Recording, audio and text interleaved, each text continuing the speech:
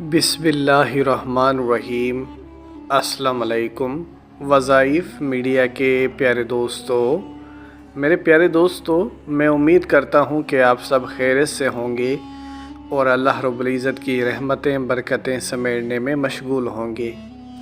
प्यारे दोस्तों, आज हम आपके लिए एक बड़ा ही ख़ास और आसान सा वजीफ़ा आप लोगों की खिदमत में पेश करने जा रहे हैं, जो कि आपने 7 रमज़ान मुबारक से लेकर 10 रमज़ान मुबारक के बीच में किसी एक तारीख़ में कर लेना है।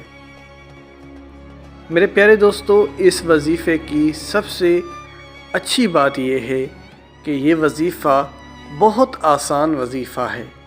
यानी कोई भी मुसलमान बहन भाई, चाहे अनपढ़ से अनपढ़ क्यों ना हो, ये वजीफ़ा बड़ी आसानी के साथ कर सकता है, क्योंकि ये वजीफ़ा 3 सूरतों पर मबनी है और 3 ऐसी सूरतें जो कि सबसे ज़्यादा आसान हैं और सबसे ज़्यादा पढ़ी जाने वाली सूरह मुबारक हैं। उसमें से पहली सूरह मुबारक है सूरह फातिहा, दूसरी सूरह मुबारक है सूरह इखलास और तीसरी सूरह मुबारक है सूरह कौसर। यकीनन ये तीनों ही सूरतें आपको ज़बानी याद होंगी और हर एक मुसलमान बहन भाई के दिल में ये सूरतें बसी हुई हैं। उसकी सबसे बड़ी वजह यह है कि क्योंकि ये सूरतें नमाज में पढ़ी जाती हैं, सबसे ज़्यादा पढ़ी जाती हैं।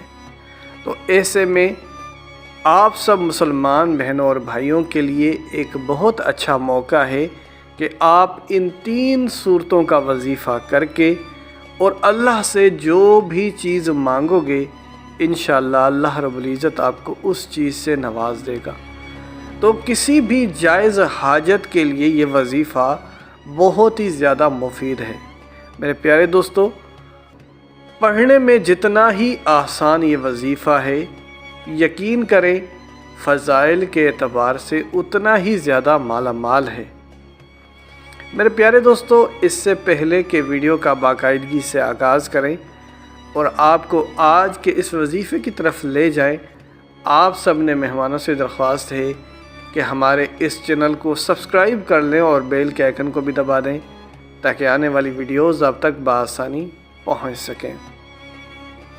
मेरे प्यारे दोस्तों, रमज़ान मुबारक का पूरा ही महीना बरकतों और फजीलतों से मालामाल है, इसमें तो कोई भी शक नहीं है। हमने चूँकि आपको हर एक रमज़ान मुबारक की तारीख़ के हवाले से वजीफ़ा बताना है, तो बिलखुसूस हम आपको ये वजीफ़ा 7 रमज़ान मुबारक से लेकर 10 रमज़ान मुबारक की किसी एक तारीख़ में तजवीज़ कर रहे हैं।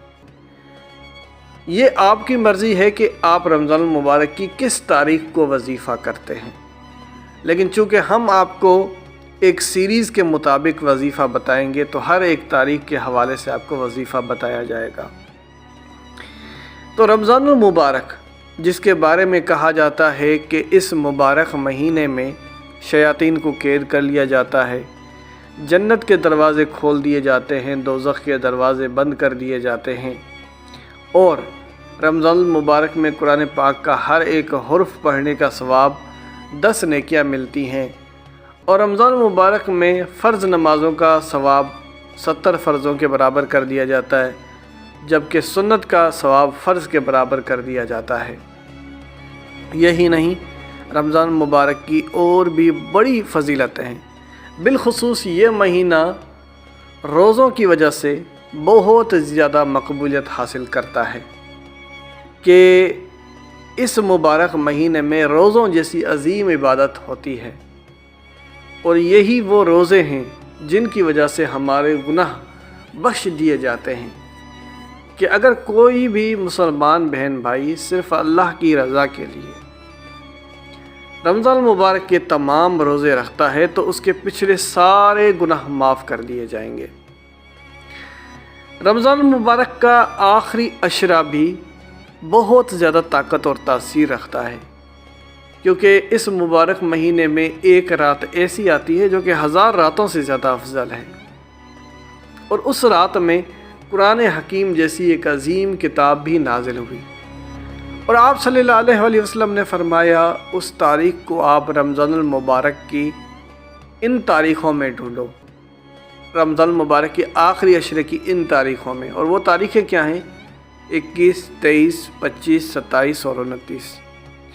لیکن بڑے بڑے علماء اکرام کا کہنا ہے کہ وہ تاریخ جس کا ذکر کیا گیا ہے وہ 27 رمضان ہے، جبکہ حدیث سے اشارہ ملتا ہے کہ وہ 21 سے لے کر 29 تاریخ کی کسی بھی تاریخ میں وہ رات ہو سکتی ہے۔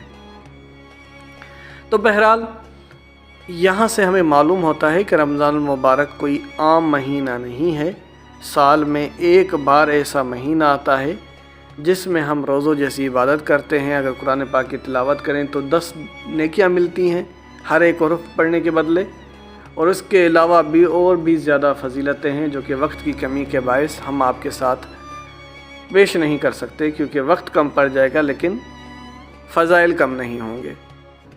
تو بہرحال وظیفہ کیسے کرنا ہے اس کو تھوڑا سا ہم جان لیتے ہیں، جو کہ اصل ہمارا موضوع ہے۔ میرے پیارے دوستو، رمضان المبارک کی 7 تاریخ سے لے کے 10 تاریخ، اس میں کسی ایک تاریخ میں آپ یہ وظیفہ کر لیں۔ وظیفہ ہے قرآن حکیم کی 3 صورتوں کا، سورہ فاتحہ، سورہ اخلاص اور سورہ کوثر۔ سورہ فاتحہ، سورہ اخلاص اور سورہ کوثر کی بھی الگ الگ اتنی فضیلتیں ہیں کہ بیان کرتے کرتے میں تھک جاؤں گا، لیکن فضائل کم نہیں ہوں گے۔ تو آپ اندازہ لگا لو، جب ان 3 صورتوں کو آپ اکٹھا پڑھو گے تو یہ کتنی بڑی طاقت اور تاثیر والا عمل ہوگا، اس کا کوئی عام مسلمان تصور بھی نہیں کر سکتا۔ تو رمضان المبارک کی کسی بھی ایک تاریخ، یعنی 7 رمضان المبارک سے لے کے 10 رمضان المبارک میں کسی ایک تاریخ میں جب آپ افطار کر لیں تو افطار کے فوراً ہی بعد آپ نے یہ وظیفہ کرنا ہے۔ اور وہ وظیفہ کیا ہے کہ سب سے پہلے تو آپ 11 بار درود پاک پڑھو گے، پھر آپ 3 بار سورہ فاتحہ پڑھو گے، پھر آپ 3 بار سورہ اخلاص پڑھو گے، پھر آپ 3 بار سورہ کوثر پڑھو گے، اور آخر میں پھر 11 بار درود پاک پڑھو گے۔ تو اتنا آسان وظیفہ ہے کہ 11 بار درود پاک پڑھا، 3 بار سورہ فاتحہ پڑھی، 3 بار سورہ اخلاص پڑھی، اور 3 بار سورہ کوثر پڑھی، اور آخر میں پھر 11 بار درود پاک پڑھ لیا۔ اب وقت آتا ہے دعا مانگنے کا۔ میرے پیارے دوستو، آپ کی کوئی بھی ایسی جائز حاجت ہے، کوئی بھی ایسی خاص حاجت ہے جو آپ چاہتے ہیں کہ وہ پوری ہو جائے، تو میرے پیارے دوستو، اس وظیفے سے بڑھ کر کوئی وظیفہ نہیں ہو سکتا۔ یہ وظیفہ کر کے دعا مانگی جائے تو انشاءاللہ فائدہ یقینی ہے۔ اسی کے ساتھ اجازت چاہوں گا، اپنا بہت سارا خیال رکھیں۔ اللہ حافظ۔